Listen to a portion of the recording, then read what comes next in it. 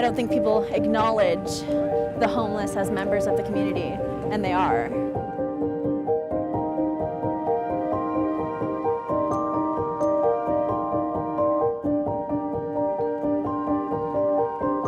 It's not even trying to survive just by eating every day. It's trying not to get killed. It's like the apocalypse out here.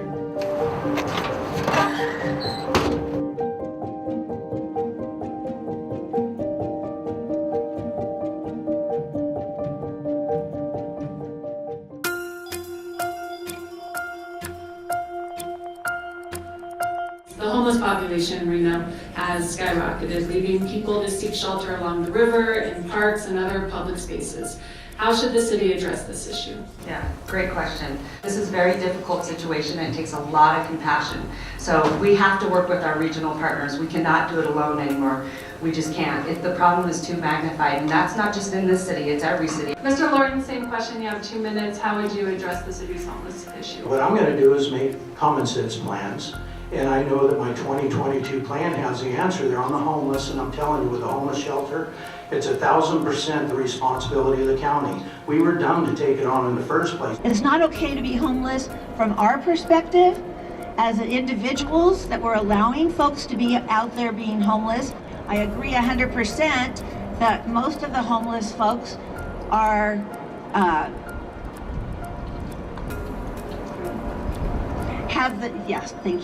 have the mental health issues and addictions.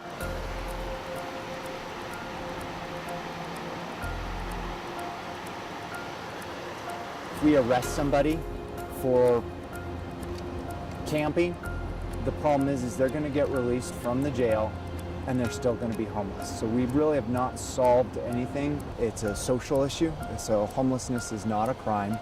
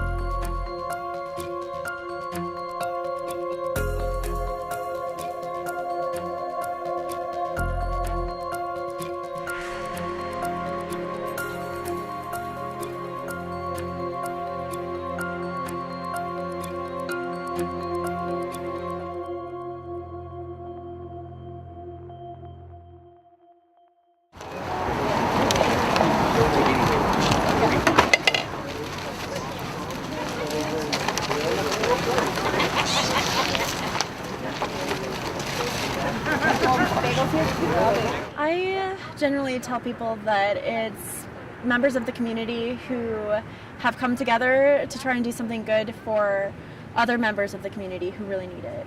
This is my second week, actually, yeah. And how do you feel? I like it. Coming out here, it's like, they cook food at home and bring it here. You get hot food, you get like a little dessert, a little coffee. It's amazing. It's amazing. These guys are awesome. It was wonderful. It was hot. It was not cold. It was not medium. It was hot. Perfect. Today we had spaghetti. We had some chili mac. There was pizza, some donuts, of course. Got a bag of chips, and then they give a bag of bagels too. It's amazing because it's not just the meal right now. It's breakfast in the morning. It's lunch tomorrow, maybe even, because the shelters don't do for men breakfast. They feed the females, but they don't feed men anymore. This is going about 18 months, 19 months. And I get a hair up my butt and go rent a place, and I won't come around for a while. But then, I don't know. I've known the donut dude for a while now. A year and a half, and he knows my dog, and so it's like I run into him everywhere.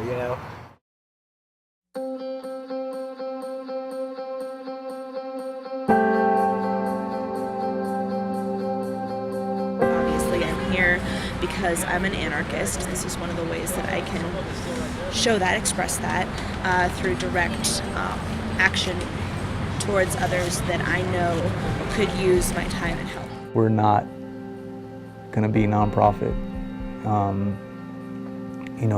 Don't get me wrong, there's been a lot of pushes for us to do that, but we just find more power in being able to be grassroots, more power in not having to ask somebody else for money. One of the first dates that my partner, who also does this, brought me on was here, and I learned later that it was a screening test, can she handle food not bombs? Does she get skeeved out? What's it gonna be? Got friends here on both sides of the table, one way or another, and I would hope that if I were in this situation, somebody would be there for me. The food comes from a variety of places. Some people make it in their homes. Some people pick it up as donations, like I do. I mostly use my time to prep food or pick up donations. And sometimes I use my money to buy some stuff that is necessary.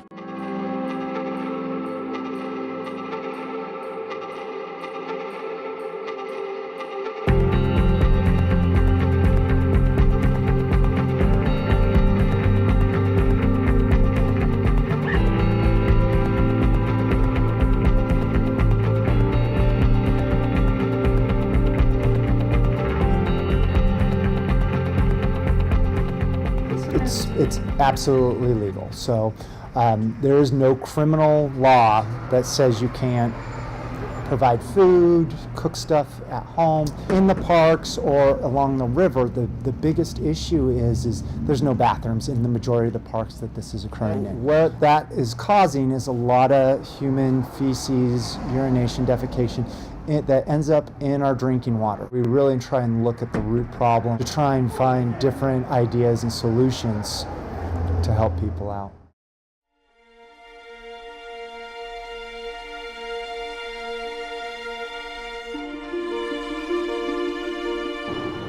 People shouldn't be afraid of the concept of anarchy or anarchists, that we're really just people who care so much that we're willing to go against the grain to make a change. It's pretty chaotic because no one wants to tell anybody what to do, because we're not really the bossy types, right? But it's super freeing too, because mostly everyone's just super truthful about everything. It comes from Occupy Wall Street, the big movement against the bankers, against the Wall Street bankers, and the 1% having most of the wealth. Occupy Wall Street, all day, all week. Occupy Wall Street. We started a different little group. We had thought about different names here or there. Food is free, Reno.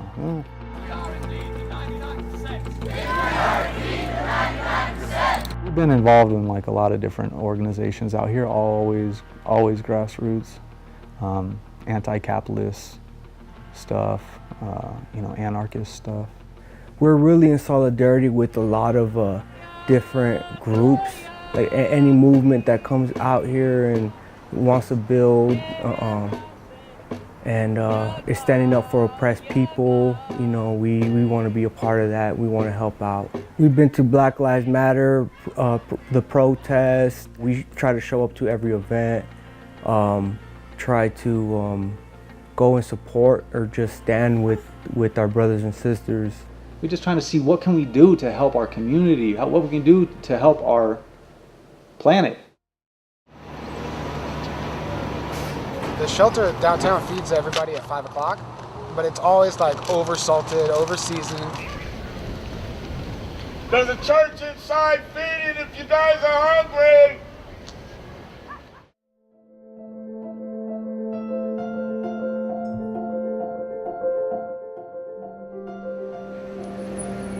I think there's people that care, but I think somewhere we're getting forgotten. The shelter is, by many accounts, worse than county jail. We ask that there's no drug activity, no alcohol on campus. That's not to say you can't go to the bar and you can go drink however much you want, just not here on campus. We ask that no violence. There's so many services, although there's no barriers here. There's mental health services here, there's housing services, there's Project Restart here, there's Good Shepherd Clothes Closet, there's the Gospel Mission if you need drug and alcohol help. I'm not a germaphobe, but I kind of became one in there. You know, kind of trips you out. I'm like, ah, no. And they don't take my dog. The women that work there are really great. The women that live there are great. You can use drugs and alcohol, and they use them inside and out. I have first-hand knowledge of this. You aren't required to get a job, and you may be absolutely almost a danger to yourself mentally, and you're not required to get mental health counseling. Understandably, it's a mess. It's no place you want to go. Everybody's welcome. I can honestly, there isn't anybody in our community that's not welcome at the shelters. Everybody's welcome. Call it the 3 Ps, the property, pets, and partners. If you have pets, we don't have a place for your pets here right now currently. Property, we allow you to bring in 2 bags. If it's more than 2 bags, we don't have room to store it. And I think the third one was partners. Unless you're a family with a child, then you have to stay in separate shelters. So it was very limited. I had to put my dog with my sick brother, you know, and burden him and until, you know. So that's the main reason I don't stay there. It's hard living there. It's something no one really wants to go back to.